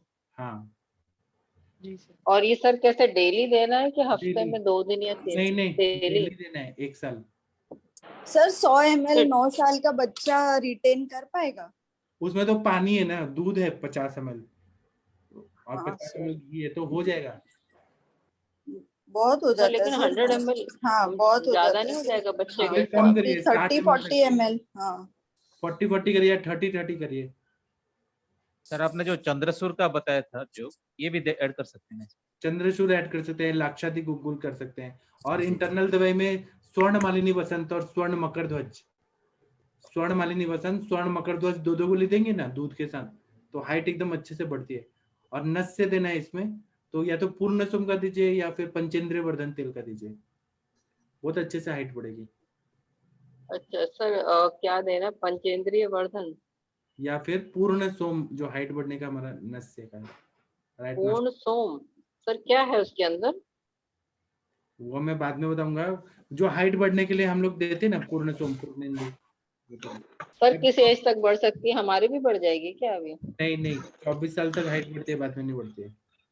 अच्छा, मतलब ओके सर, ये जो और चंद्रशूल ये का जो आप महातिक्तक ये तिक्तक क्षीर बस्ती देंगी ना, तो उससे ऑस्टियोजेनेसिस होता है पूरे, मतलब जो परकर्सर सेल्स हैं और वो बोन्स, वो पूरा नया नया बनता है, ऑस्टियोजेनेसिस होता है, ऐसा प्रूवन है। एमडी के रिसर्च पेपर पढ़िए, तिक्तक क्षीर बस्ती में इतनी ताकत है। गुडुची है सर ना, ये जो मैंने एक केस आपको याद होगा एवेस्कुलर नेक्रोसिस का किया था, उसमें 16 तिक्त शीर बस्ती ही दिया था, उसको हाँ। बोला था पेल्विक रिप्लेसमेंट का। तो वो डेफिनेटली जो सर बोल रहे हैं बिल्कुल सच बोल रहे हैं, ये 100% इसमें रिजल्ट आएगा। और ठीक है शशि सर, तो मैम ये बोल मैं रही है देती गंध हूँ। तेल कैप्सूल। और शशि मैम आप हाँ बोलिए, आप जी कुछ सर। बोल रही हैं शशि मैम। हाँ हाँ जी सर, गुड इवनिंग सर, हाँ गुड हाँ इवनिंग एवरीवन। मुझे मैंने सर एक बच्चा था गंध तेल यूज किया था कैप्सूल, क्योंकि मैंने एक सेमिनार में सुना था कि जब हाइट बढ़ानी हो तो उसके लिए गंध तेल यूज करिए और बहुत अच्छे रिजल्ट होते हैं। तो मेरे पास एक बच्चा है, तो मैंने उसको कैल्शियम की प्रिपरेशन जैसे प्रॉल, पंचामित्र और अस्थि पोषक बटी के साथ इसको चलाया था एक्चुअली। और उस बच्चे की हाइट 1-2 महीने के अंदर ही बढ़ी थी, मतलब पेरेंट्स ने बताया था मुझे, क्योंकि जो उसकी शक्ल लग रही थी देखने से ना, जैसे एक हाइट अटेंड करने के बाद बच्चों में नहीं आ जाता है, तो +1 या हाँ +2 का बच्चा था और मैंने उसको चलाया था तो उसकी हाइट बढ़ी थी। मैम अस्थि अस्थि पोषक वटी ये कौन सी कंपनी का आता है? ये दूध ये दूध पापेश्वर का आता है पापेश्वर। मैम। Okay okay. तो ये और ये होता है ना कि गंध तेल कैल्शियम शशि सप्लीमेंट्स की मैडम कमी कैसे होती है तो दिया था? बहुत। हाँ जी मैम। ये गंध तेल कैप्सूल कैसे दिया था? एक सुबह एक शाम खाने के हाँ लिए जी, दिया हाँ जी था, मैम। लगाने? हाँ जी, हाँ जी, दूध के हाँ। साथ दिया था मैम। अच्छा, तो बिफोर मील की आफ्टर मील? मैंने तो ऐसे ही चला दिया था। आप आफ्टर मिल जाए बिफोर मिल, ज्यादा उसमें वो नहीं है, क्योंकि मैम जो उसमें सेमिनार में तिल था तेल और यष्टि मधु रहता है, उसका मेन इंग्रेडिएंट है, गंधा तैलम बोलते हैं उसको। उसमें तो हाँ, वो एक्चुअली उसका तेल यूज जो है, अगर ऑनलाइन हम्म। देखेंगे तो है कि इंजरी उंजरी को हील करने के लिए होता है। But hmm. वेबिनार में जब मैंने सुना था पिछले साल, तो वो किसी सर ने हम्म। बताया था, काफी रिनाउंड थे, तो उन्होंने बताया था कि हम्म। उन्होंने हाइट बढ़ाने के लिए इसको यूज किया और शानदार रिजल्ट है। तो फिर उसके बाद मैंने भी यूज किया, तो मेरा भी रिजल्ट बहुत अच्छा था। मतलब 1-2 महीने के अंदर ही उन लोगों ने बोला कि हाँ मैम बच्चे की हाइट बढ़ी है। तो रेगुलर दे तो सकते हैं मतलब हम उसको?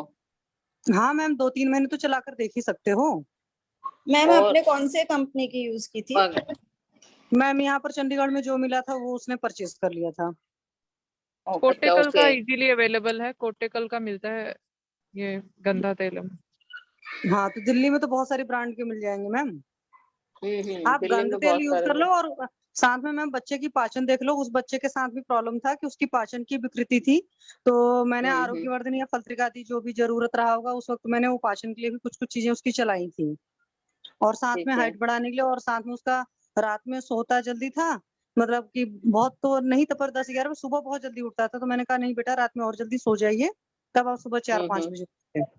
तो उसका थोड़ा सा ये सब चीजें मैंने थोड़ी चेंज करी थी। +1 या +2 का बच्चा था और उसको लेथर्जिक बहुत रहता था, मतलब हमेशा वैसे ही पड़ा रहता था, बेजान सा जैसा रहता था, नींद आती रहती थी। तो वो सब चीजें जब मैंने उसका किया था तो इम्प्रूव हो गया था। हम्म। तो मैम आप ठीक एक है, बार चलाकर देख लो। एक बार मैं चला के देखती हूँ। कैप्सूल दिए थे क्या आपने? हाँ मैम, कैप्सूल ही आता है मार्केट में गंध तेल का। उसको खोल अच्छा। करके भी आप दूध में लेके यूज कर सकते हैं ड्रॉप्स की तरह। उसमें तिल तेल में यष्टि मधु का वो 7 डेज तक उसकी प्रोसेसिंग करते हैं। उसकी ड्रॉप्स बेसिकली होती है वो कैप्सूल में भी। अगर कोई कैप्सूल ले सकता है ठीक है, नहीं तो नॉर्मली हम बच्चों में देते हैं हाइट के लिए, तो उसको मतलब खोल इसका कर भी कंटेंट आप सिर्फ ड्रॉप तिल तेल और ये है क्या? यष्टि मधु और मैम तिल तेल ही हाँ, कंटेंट जहाँ है तक क्या मेरे इसका? को याद है यही 2 चीजें हैं, तिल तेल और यष्टि मधु। उसका 7 डेज का कुछ प्रोसेसिंग रहता है इसमें। मैम मेरे पास वो नहीं है, मेरे पास कोटक्कल वालों की बुक है, तो कल मैं देखकर बता सकती हूँ उसके कंटेंट। वैसे तो मुझे कंटेंट नहीं याद है, तो सर ने बोला था तो मेरी आदत है, जैसे वेबिनार में मैं कुछ भी सुनती हूँ तो मैं ट्राई कर लेती हूँ अपने पेशेंट पर, और गॉड ग्रेस रिजल्ट अच्छे आ जाते हैं उन सबके। अच्छा, मेरी एक और क्वेश्चन है। जैसे सर ने बताया, अब जैसे जो जो ट्रीटमेंट बताया वो एक बार मैं रिपीट कर देती हूँ। जैसे सर ने बताया कि महाप्रशाचिक ग्रह और हम तिक्क्षीर वस्ती, तिक्क्षीर जो है उसकी वस्ती देंगे, दोनों को 30-30 ml, ठीक है। तो और साथ में आरोग्यवर्धनी, लाक्षादि, गुग्गुल, स्वर्ण मालिनी, वसंत, स्वर्ण मकर ध्वज, इस तरीके से हम देंगे। और नस्ते के लिए सर ने बोला पंचेंद्रिय वर्धन या पूर्ण सोमरस, इसका देंगे। तो मुझे एक चीज ये बताइए कि जैसे मैं उसका ट्रीटमेंट स्टार्ट करती हूँ, तो मैं जो है उसको जो है पहले उसको वस्ती से स्टार्ट करूँ कि ये मैं गंध तेल से स्टार्ट करूँ? उसको गंध तेल के कैप्सूल दूँ खाने के लिए, उसको दवाई दूँ और बाद में वस्ती दूँ, या पहले मैं वस्ती से स्टार्ट करूँ? ये मेरी एक बार बता दीजिए। मैम ये तो सर ज्यादा बेटर बता पाएंगे, क्योंकि मैं हाँ बच्चों जी। में बस्ती उस्ती नहीं करती हूँ कभी भी। हाँ मतलब मुझे भी थोड़ा सा क्या बच्चों में क्या लगता क्या है। क्वेश्चन है, एक बार फिर से पूछिए, क्या क्वेश्चन है? हाँ सर, मेरा क्वेश्चन ये है कि जैसे आपने बोला है कि बस्ती देनी है महापेशाचिक ग्रह की और तिक्क्षीर बस्ती, ठीक है। हाँ हाँ और साथ में आपने सर पूरा ट्रीटमेंट बताया है। और दूसरा क्या है कि जैसे शशि मैडम और जो है और भी डॉक्टर सारे लोग बोल रहे हैं कि गंध तेल के रिजल्ट बहुत अच्छे हैं। हाँ। तो सर आप मुझे सजेस्ट कीजिए कि मैं जो पेशेंट को है सारा ये मेडिसिन ओरली दे के गंध तेल दे के ये स्टार्ट करूं कि मैं बस्ती के साथ स्टार्ट आप करूं सबसे और पहले साथ आयुर्वेद का बेसिक जो है, आप कार चलाती हैं तो सबसे पहले क्या करती हैं? आप पहले गाड़ी सर को मैं स्टार्ट करती हैं। हाँ स्टार्ट बताइए, करती है सर। क्या करती हैं गाड़ी चलाते टाइम? कार कैसे स्टार्ट करती हैं बताइए। सर वो मेरे को वो स्टार्ट कर देती हूँ सर, चाबी लगा स्टार्ट। उसके बाद? सर उसके बाद सीट बेल्ट लगाती हूँ हाँ उसके बाद? और सर सीट बेल्ट लगाने के बाद फिर गियर चेंज करके और बस पहला एक्सेलरेटर को कौन सा दबा गियर दो। लगाती हैं? पहला गियर कौन सा लगाती हैं, सेकंड की फर्स्ट? सर फर्स्ट लगाती हूँ। हाँ तो क्लच दबा के पहले ब्रेक दबा के और सबसे पहले फर्स्ट गियर लगाते हैं। तो हमारा आयुर्वेद यस का सर, फर्स्ट गियर क्या है? दीपन पाचन अनुलोमन। Yes sir, yes sir. अग्नि बढ़ा के सब, फिर बस्ती उस्ती दीजिए सब। ठीक है सर, ठीक है। आयुर्वेद के स्टेप हमेशा याद रखिए, हर चिकित्सा में पहले दीपन पाचन। जी सर। हाँ। Thank you sir, thank you everyone, सब लोगों ने बहुत अच्छा बताया। Thank you so much. हाँ, यहाँ मजा आता है ना सबको, कुछ ना कुछ सर सीखने। यस सर, सर ऐसा लगता है कि ना सब लोग बहुत अच्छी तरह बता रहे हैं, अदरवाइज तो पूछते हुए भी पहले डर लगता था कि यार क्या क्या पूछें, कुछ आता तो है नहीं हमको। तो लेकिन अब अच्छा लगता है sir. Thank you so much, thank you everyone. Thank you. Prabhat Panda ji, Navjot Kaur ma'am, कुछ बोलना चाहते हैं आप लोग? सर नमस्कार। हाँ, सर प्रणाम मेरा सर। और एक केस के बारे में पूछना था। प्रणाम सर। बोलिए बोलिए। सर एक आज विवेचन कराया था, 2 विवेचन। हाँ तो एक का तो सर अच्छा सा वेग आ गया, हाँ 30 वेग 32 वेग आए सर। हाँ और वो अरुण जी है ना अपने आंख वाले पेशेंट, हाँ उनका विवेचन प्लान किया था, तो उनका सर ना विवेचन सही से नहीं हो पाया। उनको चूंकि मैंने इच्छा वेदी नहीं दिया था, उनको आपकी विवेचक बच्ची 2 दी थी, और बाकी अपना उनको मैंने दिया था निशोथ, कुटकी और त्रिफला का फांड बना के उसमें थोड़ा सा अरंडी तेल और त्रिवित दिया था सुबह में। तो उनको करीब 2-3 बजे तक 4 ही वेग आए थे, 5 वेग। 4 ही वेग आए मतलब कैसे, आपने काउंट किया 4 वेग? हाँ वो मतलब 4 वेग वो बता रहे थे कि मैं गया तो मुझे एक बार गया तो 2 बार, और एक बार गया तो 2 बार, और एक बार और, यानी कुल मिला के 5 वेग आए थे। तो फिर मैंने उनका बीपी चेक किया तो ब्लड प्रेशर उनका बढ़ा हुआ था 190। तो ये आपको क्या लगता है कि ये वेग के हिसाब से आप देखते हैं, दोष शुद्धि नहीं देखते हैं कि पूरा पेट साफ हो गया, बीपी इतना हाई हो गया, और आपने 2 गोली दिया मेरा विरेचन वटी, और उसके बाद में इतना पावरफुल मिसाइल डाल के इतने सारे विरेचन के द्रव्य दिए, एक से हालत खराब हो जाती है, आपने तो कुछ ज्यादा ही दे दिया। हाँ तो सर वही तो मैं क्योंकि एक से तो 10 मोशन होता है, 15 मोशन हो जाता है सर लोगों को। आप वेग पे कर रहे हैं, आपको शुद्धि से मतलब नहीं है कि पेट साफ हो गया है, उससे मतलब नहीं है, आप वेग पे ज्यादा कर रहे हैं। पेशेंट नहीं तो मर सर जाएगा इतना ज्यादा देंगे तो। नहीं सर, तो उसको पेट साफ ही नहीं हुआ ना, वो भी सही से नहीं आया उसको। तो क्या इतना क्रूर कोष्ठी है क्या वो? हाँ यही तो मैं बताना चाह रहा हूँ सर, कि जो मैंने पूछा उनसे और जो मैंने एग्जामिन किया, तो मैं इसीलिए ना मुझे क्योंकि हमने उनको दोनों विरेचन बेटी एक साथ नहीं दिया था, आधे घंटे 1 घंटे के अंतर में दिया था, 1-1.5 घंटे के अभी अंतर में। फोन करके पूछिए, अभी अभी हो गया होगा उनका। सर तो फिर मैं ना, जब मुझे बीपी 190 और 10 मिला, तो फिर मुझे एक इच्छा वेदी देना पड़ा, इच्छा वेदी रस मैंने दिया उन्हें। तब जाके अभी फोन आया, अभी मैसेज आया कि अब मुझे जाके खूब अच्छा सा पेट साफ हुआ है, मतलब 7-8 वेग हुए हैं उसके। तो आप उनको बंद करें, नहीं तो रात भर जाते रहेंगे, इच्छा भी दे दिए हैं तो। नहीं नहीं, अभी तो बंद हो गया है उनका। मैंने एग्जामिन किया तो उनका क्रूर कोर्स काफी था, क्योंकि अभी तो जो स्नेहन हुआ था बराबर? हाँ सर मैडम, स्नेहन 7 दिन पूरा हुआ था। नहीं और तो स्नेह के लक्षण है थे क्या, स्नेह पूरा हो, सम्यक स्नेह के? हाँ सर, स्नेह समय के 3 दिन हमने उनको स्नेहन स्वेदन किया था। नहीं तो मल में निकला था, स्निग्धता ही थी मल में। हाँ बता रहे थे कि वो लैटिन में ना घी आ रहा था। और घी कितना दिए थे आप? सर उनको मैंने घी दिया था 25 ml से शुरू किया था उनको, और 25 ml को बढ़ाते गया, तो 25, 50, 75 ऐसे करके टोटल दिया। कितना हुआ? टोटल सर उनका 180 ml तक हुआ था। नहीं तो ये कम है ना, बहुत ही कम है। उनका बहुत कम है इंटेस्टाइन सर। ड्राई है, उनका इंटेस्टाइन पूरा ड्राई है। 180 ml से तो कुछ भी नहीं होगा। 1 किलो तक खाना चाहिए उनको घी। अच्छा, हाँ, कुछ तो गड़बड़ सर हुआ। ये टोटल सर पर डे के हिसाब से 180 बता रहे होंगे, लास्ट 7 डेज में 180 होगा। ये 25-25 ml ही दिया था आपने रोज? जी सर। रोज 25 ml दिया था? टोटल मिला के 180 बोल रहे हैं।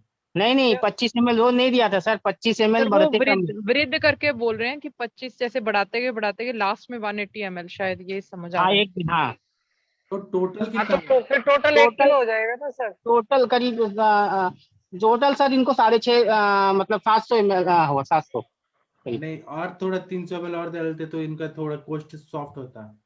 कोष्ठ सॉफ्ट नहीं हुआ उनका, पूरा सम्यक स्नेहन नहीं हुआ। सर उनके मोशन थोड़े ढीले हो गए थे स्नेहपान करते करते, है ना? मतलब वो भी हमको देखना है ना कि मोशन एकदम सॉफ्ट और अच्छा इजीली पास हो रहा है स्नेहपान कराने के बाद। वो थोड़ा कम हो गया होगा। नहीं, आज जो पहला मोशन उनको हुआ था तो वो बता रहे थे कि वो मोशन हार्ड था। हार्ड था, स्नेहन होने के बाद भी हार्ड था। स्नेहन नहीं हुआ था इसका मतलब। स्नेहन नहीं हुआ। इतना स्नेहन करने के बाद भी हार्ड हो रहा है स्टूल, तो इसका मतलब स्नेहन नहीं हुआ।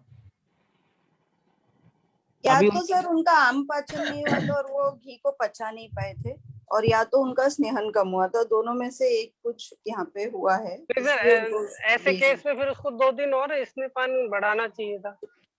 नहीं सर, फिर आपको ब्रेक देना पड़ता है। 7 दिन के बाद आप स्नेहपान और नहीं करा सकते। नहीं तो फिर ऐसा करना चाहिए, अगले बार उनको थोड़ा तेल का मात्रा बस्ती दे दें, उससे कोष्ठ को थोड़ा सॉफ्ट कर दे, तब करें। नहीं, जैसे 7 दिन अपन स्नेहपान कराया और पेशेंट को सम्यक सिद्धि के लक्षण नहीं आए, नहीं तो सर, आज उनको मात्रा बस्ती भी देके भेजा था। नहीं, एक मिनट सर, मैं पूछ रहा हूँ सर, जैसे कि अगर सम्यक लक्षण नहीं आ रहे तो हम लक्षण नहीं आए, हाँ, तो फिर 7 दिन बाद स्नेहपान को रोक के उसका आम पाचन करवाएंगे और उसके बाद दोबारा से स्नेहपान वही प्रोमोत्तर विधि से बढ़ाते हुए फिर सम्यक सिद्धि स्नेह के लक्षण लेके विरेचन कराए। हाँ, जब तक सम्यक स्नेह के लक्षण ही नहीं आ रहे और आप विरेचन करा रहे हैं, तो आज जैसे गड़बड़ हुआ वैसे ही होता है। सम्यक स्नेहन के लक्षण होने चाहिए। अच्छा सर, ये चीज पूछ रहा था कि जैसे मान लो स्नेहपान से सम्यक स्नेह सिद्धि के लक्षण नहीं आए, तो फिर पेशेंट को 7 दिन बाद आप आम पाचन करवाएं। नमस्कार जी जी, आपका बात सही है। थोड़ा ब्रेक करके आम पाचन करके फिर कराना चाहिए हमें स्नेहपान। ठीक है सर। सुनिए, पहले तो जितेंद्र मिश्रा जी, आप हाँ। सम्यक सिद्धि के लक्षण पढ़िए कि उसमें वो मैच हुआ था क्या पेशेंट में, तो नहीं हुआ होगा। हाँ सर, ऐसा ही हो सकता है, कुछ ना कुछ गड़बड़ हुआ है ऐसा, तभी तो ऐसा। नहीं तो मेरा 2 गोली दे रहे हैं, इतने विरेचन के भी द्रव्य दे रहे हैं, तब भी उनको वेग नहीं आ रहे। और सर एक्चुअली कैसा होता है कि हम ये चेक करते हैं, बहुत इजी होता है चेक करना। हम पेशेंट को बोलते हैं कि आप मोशन में घी आ जाए तो बताना, लेकिन वो अकेला सम्यक स्नेह सिद्धि का नहीं है लक्षण, क्योंकि अगर समझो आम पाचन सही से नहीं हुआ है और वो घी पचा नहीं पा रहा है पेशेंट, तो स्नेहन बॉडी में अंदर नहीं होते हुए भी घी आएगा बाहर, और वो हमको पता चलेगा जब आपको स्टूल हार्ड हो रहे हैं या मतलब सॉफ्ट जो नॉर्मल स्टूल होता है वो नहीं हो रहे हैं, तो और घी आने लग गया स्टूल में, तो वहीं पे फिर आपको स्नेहन एक्चुअली रोक देना चाहिए। अभी और हमारे थोड़ा और पेशेंट तो रहते हैं, वो उनको लूज मोशन टाइप होने लगता है घी खाने से, वैसा होना चाहिए। हार्ड स्टूल क्यों हो रहा है, वो स्नेहन नहीं हुआ। सर मेरा क्वेश्चन पूछूं? हाँ पूछिए सर। वो जो मैं क्या करूँगा अभी, लॉस ऑफ मेमोरी वाला जो पेशेंट था सर। एक मिनट सर, 1 मिनट रुके। मिश्रा जी, आप अभी क्या करिए कि पहले तो उनको मॉनिटर करिए 1-2 घंटा, तो उनका विरेचन पहले बंद करना होगा। विरेचन बंद करके आप क्या देंगे, अगर हो रहा है रात भर तो क्या देंगे? क्या दे दूं? आप कुटेजारिश दीजिए या बिलवा या बिलाजिल हाँ दीजिए। ये है। हाँ, या 2 नींबू निचोड़ के 1 चम्मच पानी देके वो बंद करके, और पहले रात भर उनको सोने दीजिए, और उसके बाद सर्जन क्रम करिए, फिर बताइएगा क्या करना है। अभी ब्लड प्रेशर उनका 160/90 है सर। ठीक है, वो पहले बैलेंस होने दीजिए पेशेंट को। स्वर्ण सूट चेकर थोड़ा चटा दीजिए, तो बीपी थोड़ा कंट्रोल हो जाएगा। अच्छा ठीक है, पहले ठीक। पेशेंट को अभी स्वस्थ होने दीजिए। सर उसमें तो अभी विरेचन वेग और आएंगे, जब सर ने इतनी सारी डोज दी है तो उसका रिजल्ट तो आएगा। अविधि भी दे दिया, त्रिवित भी दे दिया, 2 मेरा अश्वकंचुकी भी दे दिया, अभी तो बहुत डेंजरस कंडीशन हो सकता है। सर हाँ, आप तो उनको गर्म पानी और गर्म कुछ लेने को मना कीजिए, क्योंकि इच्छा भेदी दिया है तो रूम टेम्परेचर वाटर पियेंगे तो रुकने लगेंगे वे। ठीक है, तो नॉर्मल पानी पीने दो ना। नॉर्मल पानी, उसमें आप नींबू डलवा सकते हैं। ठीक है। और मुझे ऐसे सर लोगों ने सिखाया है कि हम लोग जब विरेचन कराते हैं ना, तो हम लोग रात को ही दवाई देते हैं कि सुबह होके और फिर वो बंद हो जाए। सुबह जब दिया जाता है ना विरेचन वटी, तो ऐसे ही होता है, कभी 2 बजे होता है, कभी 4 बजे होता है, कभी शाम को होता है, कभी रात को होता है। ये सब चीज रात को दे देना चाहिए, तो सुबह पेट साफ हो जाता है। या सुबह 4 बजे दे दिया विरेचन का दवाई, तो 6-7 बजे तक खत्म हो जाता है। ठीक है, सिखाया गया है, वो ध्यान में रखिए। सर एक क्वेश्चन था।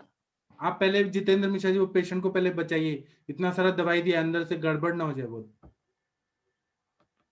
ठीक है, एक मिनट, प्रभात पांडा जी का एक सुन लेते हैं। प्रभात जी कुछ बोल रहे थे। पांडा जी, प्रभात पांडा जी शायद चले गए सर। हाँ आरती मैम बोलिए, आप क्या बोल रही थी? सर जैसे एसाइटिस का पेशेंट है तो उसमें हम नित्य विरेचन कराते हैं, तो उसपे सेफर साइड पे हम क्या दे सकते हैं उसको नित्य विरेचन के लिए? आप उसमें अश्वगंचुकी, नाराज रस, इच्छा विधि भी दे सकते हैं, लेकिन उसमें कचरा होता है ना निकालने के लिए, पानी तो होता है, तो उसमें हम दे जी सकते हैं सर। जलोदरारी रस, ये सब दे सकते हैं। लेकिन इनके पेशेंट में इन्होंने कुछ ज्यादा ही स्ट्रॉन्ग दे दिया है। नहीं अश्वकुंज की दे सकते हैं ना, क्योंकि मैंने दिया है एक पेशेंट को, इसीलिए मैं पूछ रही हूँ कि मैं, क्योंकि वही मेरे को वो बहुत अच्छा लगता है देने में। पेशेंट को 2-3 मोशन आता है, उसके बाद उसका वेट भी रिडक्शन होता है और सडन उसके एब्डोमिनल गर्थ में भी इम्प्रूवमेंट आता है उससे। हाँ, यहाँ पे एक तिलक आयुर्वेद कॉलेज है, वहाँ पे एक एमडी ने ऐसे इच्छा विधि 5-6 दे दिया एक पेशेंट को, और वो पेशेंट मेरे पास आए बहुत साल के बाद है। वो बोले कि तिलक आयुर्वेद में वहाँ पे एक पंचकर्मा का एमडी था, उसने 5 इच्छा विधि दे दिया था बैद्यनाथ का, बड़ी गोली आती थी पहले, तो उनका 30 किलो वेट कम हो गया, और उसके बाद में वेट बढ़ा ही नहीं उनका कभी। ऐसे साइड इफेक्ट होता है इतना वेट। और वो बोले कि मुझे इतने बार लूज मोशन हुआ, इतना बार हुआ कि मुझे सलाइन लगाना पड़ा। ऐसा कंडीशन ना आना चाहिए, ऐसा सोचिए। बीपी भी हाई हो गया था और बार लूज मोशन, सलाइन लगाना पड़ा था। सर वो जो सुबह पेशेंट का कराया था मैंने, जो वमन कराया था, उसको अभी दोबारा से चकत्ते आने लगे हैं। हाँ तो वो आपने रोका ना, इलायची दिया। नहीं अभी सर, तक मैंने इलायची उसने लास्ट में लिया था 2-2.5 घंटे बाद, उस समय नहीं लिया। उस समय तो उसका जब पितांत हो गया तभी वो अपने आप से बंद हुआ था, आपने मैंने उसको नहीं रोकने। देना चाहिए, आप पहले लिख के रखिए कि नहीं देना चाहिए, आपसे ही गलती सर हुआ। वो तो लिख लिया मैंने, आज बहुत अच्छे से लिख लिया है, अभी मैं क्रॉस इसका मार दिया उपाय उसको। बताता हूँ, लेकिन आपको फिर से वमन कराना पड़ेगा। इसका उपाय ये है कि आप नीम का कल्क बनवाइए, सरसों के तेल में मिक्स करके और लगवा दीजिए, तो ये चकत्ते कम हो जाएंगे। और बाकी मैं वो कल मैंने करवा दिया सर, अभी करवाया है मैंने वो। कल उन्होंने बताया था कि सरसों के तेल में हल्दी और नीम का वो पत्ते, वो सारा और करवा कभी दिया वो। वमन के बाद इलायची नहीं खिलाना है, इसको याद रखिए। जी सर, जी सर।